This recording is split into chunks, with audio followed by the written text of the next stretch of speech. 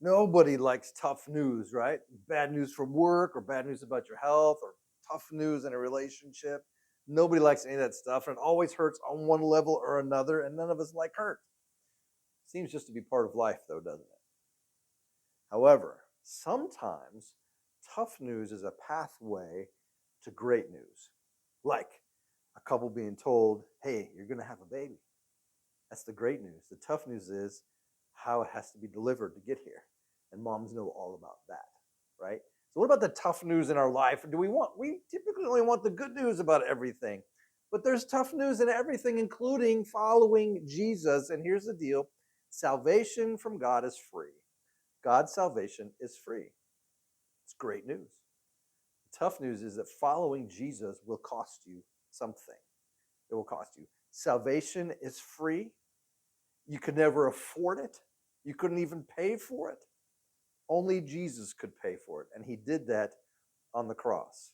But there is some surrendering on our part in cooperating with God and going the way of Jesus. Before you start doing the math on the cost, know this: what we gain is so much better than the cost. What we gain is so much better than the cost. And Paul even said that the sufferings of this present world are not even worth comparing to the glory that'll be revealed to us. That's what he wrote to the Romans.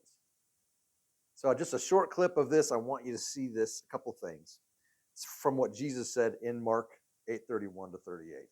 One of those things is that there was a suffering coming for Jesus. He told his disciples, I'm turning toward the cross and I will suffer.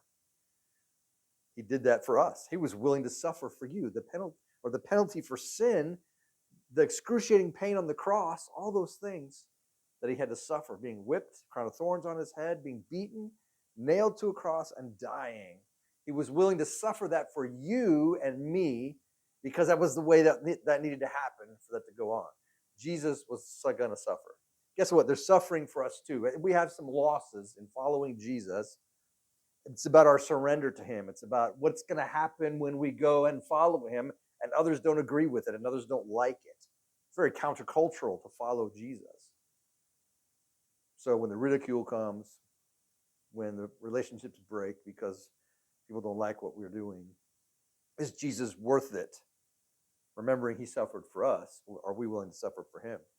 Are you willing to take on the challenges of following Jesus? Here's the great news: there's great reward